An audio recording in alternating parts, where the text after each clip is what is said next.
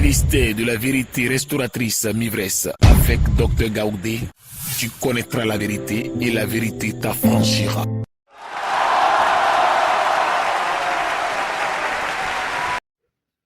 Amen.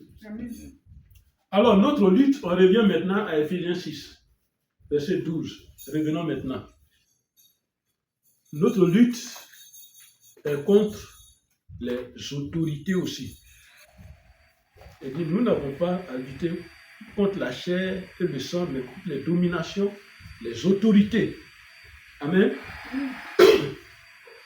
La Bible parle d'autorité de Pharaon. On connaît l'histoire. Voilà, Pharaon, il a son autorité. Quand lui dit, Moïse a déposé son bâton, lui, il a une autorité. Il a dit à ce magicien, déposez. Ce n'est pas moi je vais déposer. C'est vous déposez. Quand mes magiciens vont déposer, les gens sauront que moi-même je suis Dieu. Et ils se prenaient pour Dieu. Ils ont déposé leur bâton. Ils sont devenus serpents aussi. Amen. Amen. L'autorité de Pharaon. Il y a l'autorité des anciens du peuple. Ces mots que la Bible nous donne là, ce sont des mots importants dans nos combats spirituels, dans nos défenses, dans nos prières. Amen. Amen. Quand on parle de l'autorité de Pharaon, c'est que le Pharaon était un roi. On parle de l'autorité de Pharaon. Regardez, Darius est un roi. Il a son autorité. On parle de l'autorité de Pharaon, on parle de l'autorité de tous ceux qui dirigent. Amen. Amen. Là où tu vois que même ta main ne peut pas arriver qui dirige là-bas. Ils ont leur autorité. Et s'il dit on va te tuer, on te tue. Amen. Amen. Voilà. Ça, ce sont les autorités qui nous administrent. Mais il y a les autorités des anciens du peuple. Quand on parle des anciens, c'est ceux-là même qui sont anciens dans les villages, dans nos régions, dans tout. Ceux-là qui ont cette autorité spirituelle, bien sûr. Je suis en train de parler des autorités spirituelles. Il y a l'autorité des tribus. On ne va pas parcourir tous les versets, mais c'est dans Deutéronome 1, verset 15. Il y a l'autorité des tribus. Et il y a l'autorité de l'homme que tu es. Il y a l'autorité de l'homme. Les dominations et les autorités gèrent tous ces décrets-là. Les décrets que nous allons parcourir aujourd'hui. Je vous ai présenté toutes ces autorités pour dire que c'est eux qui gèrent tous ces décrets-là. Amen. Amen. Dans le texte qui soutient ce message, à cause de la jalousie contre Daniel, les satrapes, les conseillers, les gouverneurs, les intendants ont poussé le roi Darius à signer un décret contre Daniel. Quel était ce décret? Revenons dans notre texte, Daniel 6, verset 7. Revenons Daniel 6, verset 7. On va découvrir. On a lu, mais on rentre maintenant. Quels sont ces décrets? Daniel 6, verset 7. Et c'est important. C'est la connaissance spirituelle. Amen. Amen. Voilà, je ne suis pas venu vous dire, voilà, acclamez Jésus. Jésus, non, il est fort. Mais il nous donne des enseignements. Il nous a laissé des enseignements. Il faut les connaître pour être spirituellement équilibré, posé. Daniel 6, verset 7, il a dit quelque chose qu'on a lu tout de suite. Revenons dessus. Tous les chefs du royaume, Voilà, tous les chefs des royaumes, les intendants, les satrapes, satrapes, les les conseillers, et les gouverneurs sont d'avis qu'il soit publié un édit royal. voilà. Qui est d'accord contre toi pour qu'il y ait un décret? Mais regardez ce décret. Lis, continue.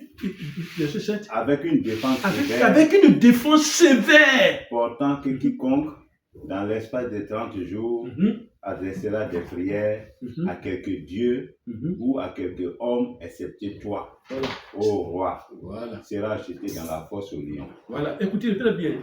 Dans ce verset-là, il dit une défense sévère. C'est-à-dire un décret sévère. Ce sont des mots que tu dois avoir dans tes prières. Un décret sévère, c'est quoi? Il y a un décret sévère sur ta vie. Toi qui m'écoutes, toi qui suis la vidéo. Mais ce décret a besoin d'être brisé. Pourquoi? Dans ce décret, il n'y a pas de pitié. Il n'y a pas de pitié. Il n'y a pas d'indulgence. Ce décret est grave. Vas-tu laisser ce décret-là sur ta vie? Jésus te dénonce ces choses-là. Un décret sévère qui veut qu'il y ait des morts seulement dans la famille par maladie. Vas-tu regarder ce décret-là? Je refuse et ça me révolte spirituellement. Parce que ceux qui ont pris ce décret, dans le décret sévère, même ta propre mère, ton propre papa, il peut être dedans. Il n'y a pas de pitié. La décision est prise. Leur roi dans leur organisation ténébreuse, leur chef, leur patron, il s'en fout. Toi qui es dans le groupe, ton fils est ministre, ton fils est directeur, ton fils est quoi, ils s'en foutent. Ils ont pris la décision, le décret sévère est signé. Nous devons le briser. Amen. Amen. Amen. Regardez ce que ce décret a produit. Allons dans Daniel 6, verset 16. Daniel 6, verset 16. Prenez la Bible. Daniel 6, verset 16. Mets la Bible sur tes pieds. Alors le roi donna l'ordre Qu'on amena Daniel. Qu'on amena Daniel. Et qu'on le jeta dans la fosse au lion. Dans la fosse au lion. Dans la fosse au lion. Regardez comment c'est sévère. Comment un être humain peut prendre un autre être humain, le jeter dans une fosse où il y a plein de lions. Mais le fusiller était encore mieux. Vis-à-vis, il faut que les lions là le déchirent.